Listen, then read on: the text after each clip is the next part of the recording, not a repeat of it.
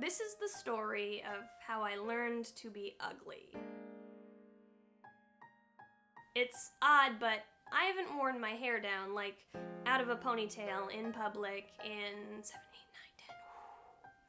9, 10, 11 years. I know, what a strange confession. The obsession with the suspension of my less than luscious locks hit in 6th grade, when I was swayed by the hair of other girls, perfect girls with perfect curls who'd whirl their ringlets around the playground and convince me my elementary was composed of carbon copy models straight from Clairol commercials. They were preteen Pantene queens, and I was suave. At least my shampoo was. 99 cents at Walgreens, bitches. My mane was frizzy. It was wild. I was a child beguiled by street hockey and making forts in the woods with dirt. My jeans were often muddied, much like my comprehension of cosmetics and crimping irons. Simply put, when it came to looks, mine and my peers' priorities were opposite until I learned that was wrong. A good friend, Caitlin, enlightened me at a sleepover, just a standard slumber sesh. All the girls sat in line, smiling and styling the head ahead of them until it was time to display our done-up dues to the group, and whew, was this crew too kind, 'cause as I stood, my triple twist French braid bound with buns at the bottom was met with boisterous applause. I love it, yeah, nice buns. I was elated, my ego inflated, until the second I sat back down and Caitlin whispered, "See, Ash? You could actually be really pretty. If you just tried, did something with all of this." It was that moment I learned I could be pretty, should be pretty, but wasn't even trying. Ouch. From then on, looks no longer lived as second thoughts. The naive notion no one judged appearance was evicted from my mind, and insistent insecurities invaded vacant spaces. Essentially, 6th grade me was so scarred, I hid my hair, henceforth pulled all this up high and out of sight. I used a ponytail like an invisibility cloak, like the sweatsuit you recruit when, oof, you're not cute, but shoot, you need food, so you floor it to the store, soar through aisles, and pray no one notices you. I learned to avoid the Caitlins of the world. I had to blend in. It may sound dramatic, automatically locking hair in an elastic dungeon for a decade thanks to the grisly words of a 12-year-old. I get that. But don't worry. I have gained some real resilient sense and learned a lot of things. At 15, I learned to never post a photo with no makeup unless you want to wake up bombarded by concern from peers, disturbed because your naked face looks sickly, literally sickly. 60 prickly pointed passive MySpace comments read, "Why so pale? Are you ill? Did you sleep? Oh, you just don't have makeup on. I barely recognized you. Goes to show what a difference lipstick makes, huh? Evidently."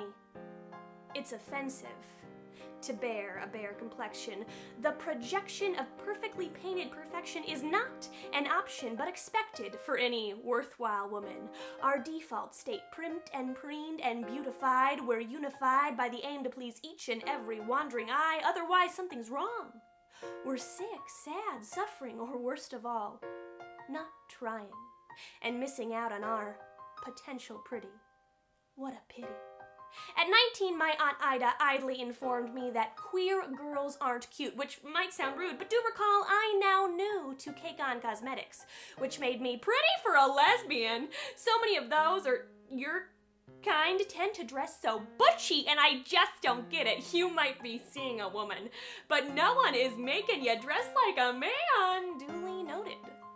Don't look too gay.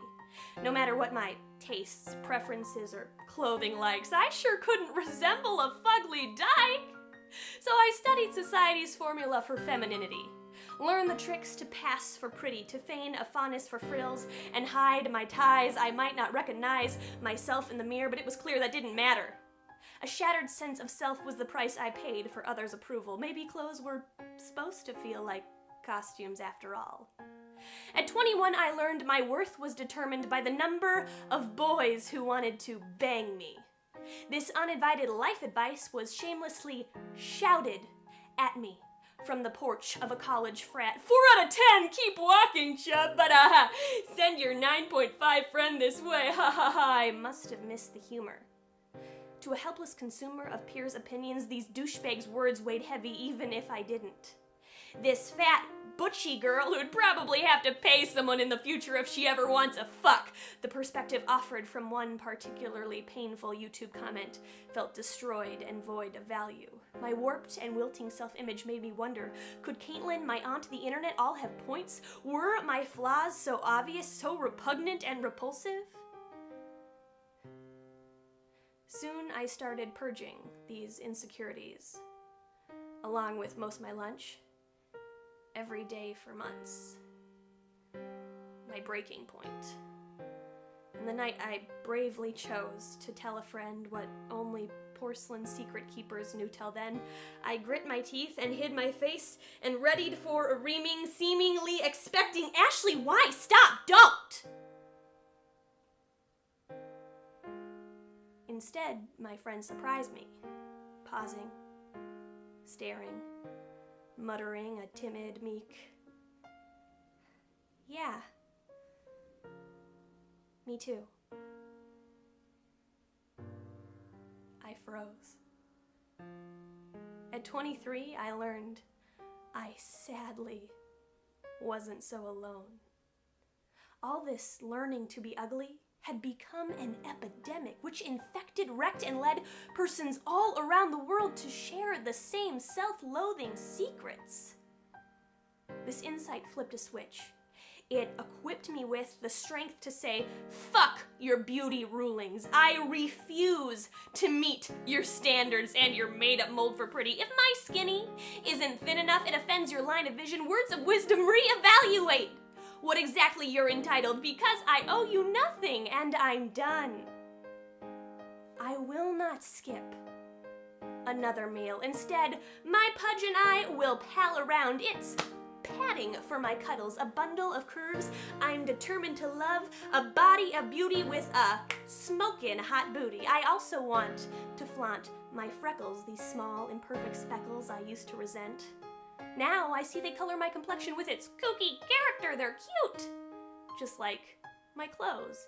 Clothes which clearly don't conform and break some norms, but reflect my inner me. Because when all is said and done, I want to wear my bow ties proudly, loudly say, this is my skin, my dorky grin, my double chin, and this is my hair, my crazy, wavy, untamable hair. Caitlin. Fucking Caitlin. I want to work on loving me exactly as I am. And if compromising that is what it means to be truly beautiful, then I have a lot of unlearning to do.